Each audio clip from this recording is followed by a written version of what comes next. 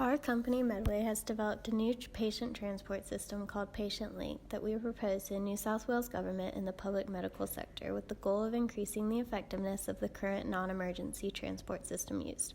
There are many parties that contribute to the patient transport system, including the patients, nurses, paramedics, communications hub, government, hospitals, transporters, patients' family and friends, and aged care homes. Our system is specifically focused towards the main user groups being the paramedics within the transport crew and the registered nurses within the handover crew. Through the research process, we conducted an observation stage, online questionnaires sent out to the different parties, as well as a one-to-one interview stage to gain more in-depth and detailed information regarding the users' opinions and views of the current system. We found that there is a large amount of dissatisfaction with different parts of the system. Some of the recurring issues were mainly related to overall communication in general between the different user groups, a poor GPS system, and a huge gap in information during the handover process, resulting in missing significant information regarding the patients. The paramedic user's biggest goal is to effectively be able to have access to all important information about their patients. This information includes the patient's weight, allergies, current medications, and their medical history. Unfortunately, with the current system, a lot of paramedics pick up patients to transport and are only given their name and date of birth, the pickup and drop-off points, and the specifics about the job, which isn't helpful if some sort of medical action needs to take place during transport. They also lack communication with dispatch, making it difficult for dispatch to understand what's going on the road. The nurse's biggest goal is to effectively get patients out of the hospital and transported to their destination as efficiently and quickly as possible. This quick process sometimes results in the lack of information being transferred during the handover process, which is necessary for the paramedics to receive. Two different systems were developed for the two main user groups. Emma and Logan, a paramedic and a driver, opened the Patient Link system on their tablet in their ambulance to start their shifts. The system opens up to the login page where they first select the number of crew members. The options correlate to possible crew configurations. This current crew consists of a patient transport officer and a paramedic. Once Emma selects 2 members, the option to enter her login PIN pops up. She enters her PIN and then Logan enters his. Once the system is logged into, a menu screen appears where they have the option to begin their shift. They click to begin the shift, and the patient bookings who are in need of transport then appear on the left with the view of the GPS on the right. The screen modes are configured for multiple viewing modes.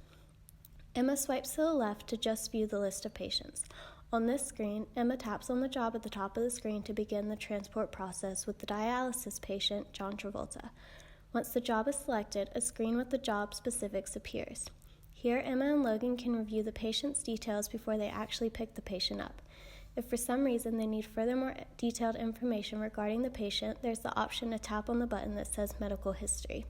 When this button is tapped, the patient's medical records overlay onto the screen.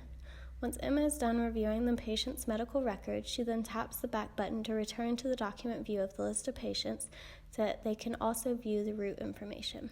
She swipes to the right to get back to the integrated view of the list of patients and map, then swipes again to just view the map screen. From here, she has the option to move between different map modes by tapping the button in the top right corner of the screen. Now that the crew understands the patient's information as well as the route information, they begin driving to where the patient is for pickup. Once the ambulance arrives at the patient's home, they tap to confirm arrival. They then get out of the ambulance and get the patient. Once the patient is successfully picked up, they tap to confirm pickup. As the vehicle is constantly being tracked, these buttons are necessary so that the outside parties such as dispatch and nurses can know where the crew and the patients are located, as well as what point in the transport process they are at.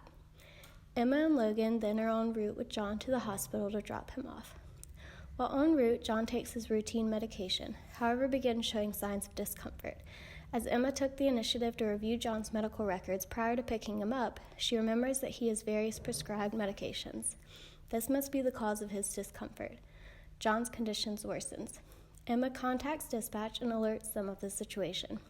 Dispatch contacts the emergency services to treat the patient. During this time, the dispatcher reviews the documents and contacts John's carer. John's carer is able to provide more accurate information of the medication he has taken today.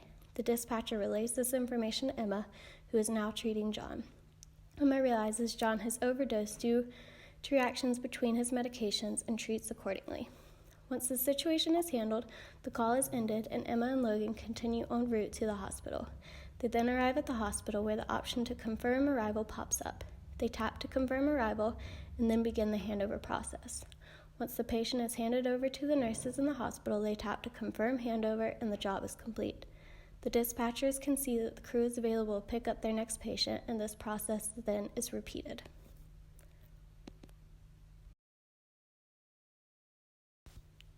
Sarah, a nurse at the local hospital, opens the Patient Link system on her tablet to start her shift.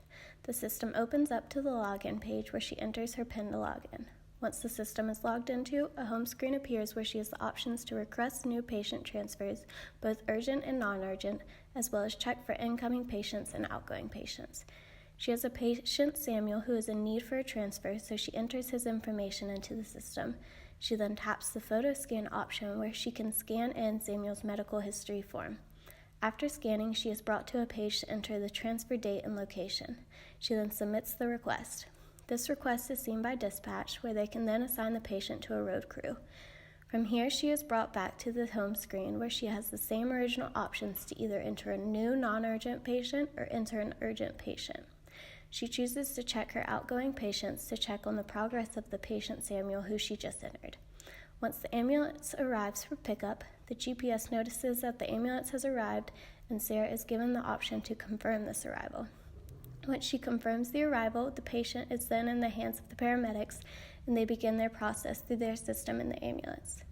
Back on the home page again, Sarah then chooses to check on the incoming patients. Here she sees that there is a patient, John Travolta, who will arrive at the hospital soon. Once the ambulance has arrived at the hospital, Sarah is given the option to confirm the patient's arrival. Once confirmed, the screen returns to the home screen where the process can then continue.